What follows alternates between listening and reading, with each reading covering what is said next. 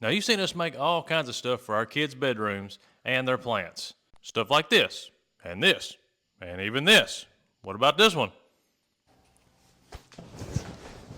But what you hadn't seen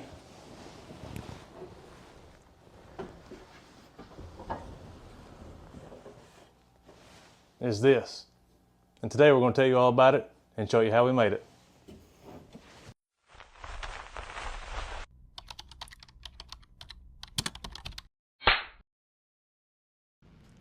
We started this project not really knowing what the end result was going to look like. I know I wanted two parts. I needed a removable inner piece. That way we can take it off and start cleaning anything that kind of gets in there that we don't want in there. And then the outer piece, which was going to hold the inner piece and catch all that junk we don't want. So that means we got a whole lot of stuff we got to figure out. But there's one thing we do need, and that's wood. And this wood is not quite up to standards. So we're gonna have to mill it all up. So let's make some sawdust.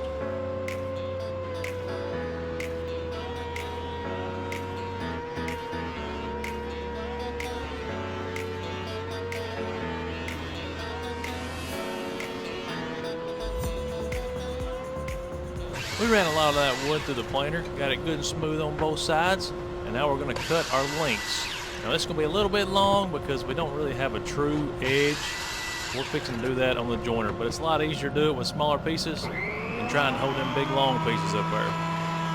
I'm also only doing one side because we're going to take it to the table saw and rip our widths, and the side we're cutting now is going to ride up against the fence, so we really only need one side. Other ones we're probably going to cut off. Now the wood we're using for this project is ideal because it's durable, it's lightweight, and it's somewhat waterproof. And the best part, it's really easy to work with. So any guesses on what we're using? Right, I know some of you had to have guessed cedar. Well, it's not cedar. Do we have any teak guys out there? Because it's not that either. No, today we're actually using cypress. Squirrel actually picked some of this up a little while back, and since then he's made a couple of outdoor benches. And he really liked this wood. It looks good and it's easy to work with. So that's what I'm going with. We planed everything down to about 7/8, and now we're going to rip everything down to 1 inch. So we got 7/8 by 1 inch.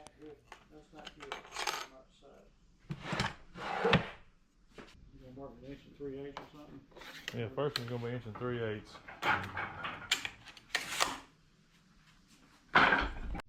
So what we're making first is our interior piece.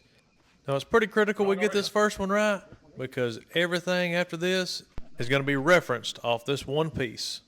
So as long as we start right and our measurements are pretty accurate, we ought to end up right where we need to be at the end.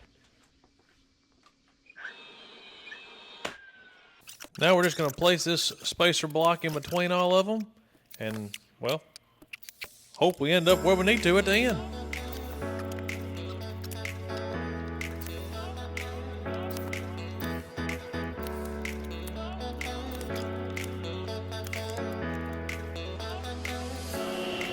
That worked out pretty good.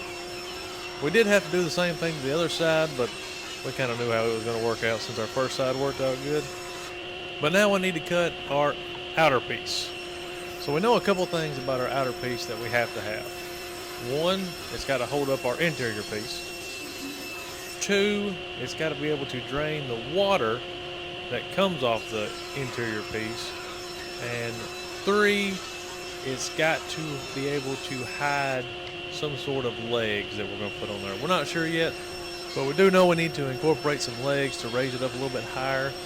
So you don't have to bend over to water them. And some of the plants they got are pretty long, and if some of their leaves actually hit the ground and stay there all day, well, that temperature change, it'll kill them. Maybe. I might have made that up. But I feel like I've heard that somewhere. Anyways. We're setting these up to cut our sides, and there just happened to be a squirrel right in the way. Where you gonna go for? Where you going? I think it's where I'll get up. Well, he wasn't really in the way, but he don't have to know that. So now we're getting our final pieces cut for our edges, so we can get this thing put together. And all this is going to be held together with glue and some nails. But we will go back eventually and put some screws in the critical places. If I only knew then what I know now, because I probably just used screws in the first place. You'll see what I'm talking about here in a minute, but whenever we go to put that bottom in, it's got a little bit more pressure than what I originally thought it would.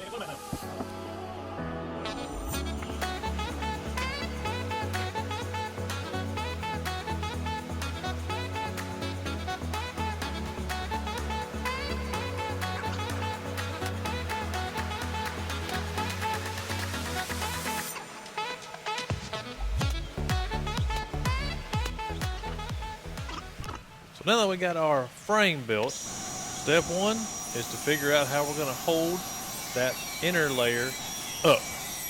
And so what we're doing here is kind of a two-part system. We're going to cut one piece that's got a good straight edge, and that's where our inner piece is going to sit on, while the other side of that piece is going to have a slope, which is going to be step number 2 for us. It's going to be able to run that water down to a certain point that we definitely don't know where it's going to be at just yet, but we will. Just watch. So next we went ahead and put that angle piece that we just cut, well, we put it in place. We are going to leave about a 3/8 inch edge all the way around, so whenever that inner piece sits in there, you're going to have about a 3/8 lip. That way if you got something on there, it ain't going to slide off accidentally and, you know, make a big mess on the floor. At least that's the goal of it. We got the one side done, then we flipped it over and did the other side. Next comes the bottom. Now we had about 2 or 3 different ideas of how we wanted to do this. This just happened to be the one we went with. And the only reason we went with it was because it was going to be wider than our second idea. So if we mess this one up, well, we still got one to fall back on. We're using 1/4 inch birch plywood for this. And I know what you're thinking. Is that going to be like a bunch of water falling on this? And you would be correct. That's why we're going to coat it with some Thompson water seal. We went this route because, one, and the most important thing, it's lightweight. And the second one was just an extra benefit. We can actually bend it a little bit. We didn't know we wanted to bend it at the time, but it worked out. So we got our width cut, and we cut it about a 1/2 inch too wide on purpose. Now what this is going to do is make a funnel for all that water to run towards the middle. And since we're going to anchor this to that sloped edge that we cut, it ought to have slope, and since it's all running to the middle, we'll know exactly where the water is going to go when it gets there, hopefully. But this ended up being a little bit more of a headache than we anticipated. So I'll just give you a small piece of what it was like.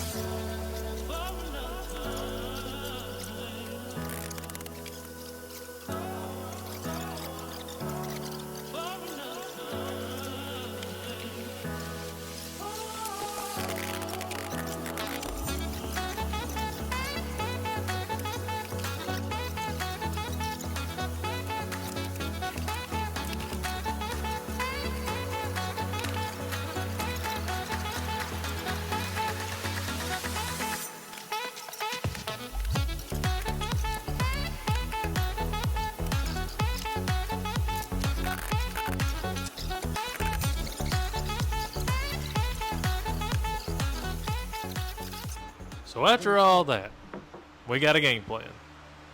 And that game plan is going to require us to make some more stuff. So what we're going to try is try to replicate this bend that we have on the bottom side of this table. The ends seem to be working fine. It's just in the middle. It keeps bulging out our sides. So that's an issue. So what we're going to do is we're going to make the same slope, belly, if you will, that we have on the end and put it in the middle. Sounds like it'd work, right? So we took it over here to the bandsaw and cut out that belly shape on it. Let's just hope this thing don't have the same problem I got. The older I get, the bigger my belly's been getting. Anybody else been experiencing that? It's got to be a common side effect of getting smarter, that is. I mean, you think about it, your brain can only store so much, and it's got to go somewhere else. So I guess I'm at max capacity on my brain. Only problem with that is my pants are telling me I'm at max capacity there too. Oh well. Why don't we all just grab another cookie and think about that one? So back to what we're doing here. We took that belly piece and we've set it in place. We then marked the height of each side. And now we're going to cut it to that height. That way you can't see it. It'll be on the bottom side where nobody's going to see it. So what we're doing is actually taking a known straight edge and riding it up against the fence. And it's hitting those two edges. And we're just cutting it off at the marks that we made. Then we're going to put it in place. Put some glue on the inside of it. And then we're going to take some screws and screw it from the outside. That way it don't go nowhere. Then we're going to flip this thing over and throw some screws from that side into the piece we just put in. And that ought to create that belly that we're looking all the way down and make it nice and uniform. So hopefully all the water that gets on top of this thing will go to the center, and then it'll take that slope all the way down to the end. And with a little good luck rub from Squirrel, we flip this thing back over and we finish putting in the screws all the way down the sides. Now I know everybody's wondering about that last thing we needed to do, make some kind of legs. We're gonna get to it right now. Now you remember those pieces we made earlier that were 7/8 by 1 inch? You know, the ones that went in the inner piece? Well, we just had a few extra and yep, we're gonna use them to make legs. But in order for them to fold, we got to make one end of them rounded. So we got the legs, but how are we going to attach them? Well, we're going to use dowel rods. And then we're going to put it in the lathe and put a hole in it. Okay. Is anybody following what we're doing here? No? Okay, just hang on. We got a game plan. So the hole we just drilled is going to go on the inside. And the other side is going to get glued. And it's going to be secured to the actual frame. So it's not going to move anywhere. But in order to make this work, you've got to have that dowel rod positioned just shy of our leg. And we're going to put a screw in the hole that we made in it. Then we'll be able to adjust how tight that leg comes open. Then all we had to do was cut off the extra. And of course all the sanding, but you don't want to see all that. Let's just skip to the fun part.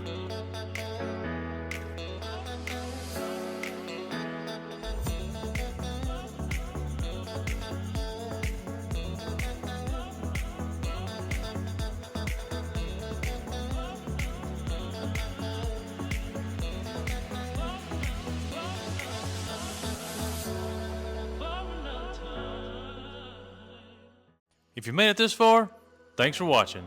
It means a lot to us, and well, maybe y'all got something out of it too. And if you did, go ahead and hit that like button. And hey, if you just like me and Squirrel, go ahead and hit that subscribe button. Because we may not always be building these, but there's always something to be built. But anyways, guys, thanks for watching. Don't forget to like and subscribe, and God bless you.